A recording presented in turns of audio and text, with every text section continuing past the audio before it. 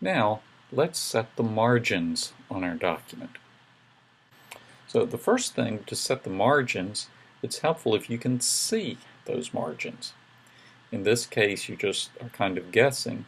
If you go up here to your View menu, click on View, and click on Ruler. Okay, that's going to show you now what your margins are. You can see, here's where you have margins. It's helpful to see this ruler at all the time anyway. So we'll have that, so at least that shows us what our margins are going to be. Now, to set the margins for the whole document, let's go to Page Layout, because you're setting the layout for the page. Go over here to Margins.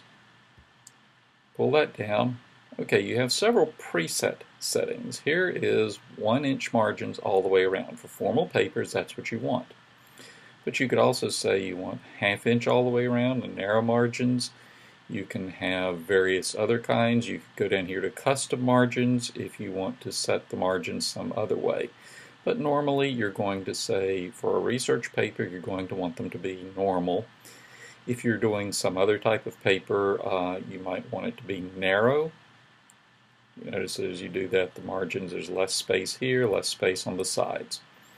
But let's go back to our normal because we're going to work on formal papers. So we have 1 inch all the way around on our margins.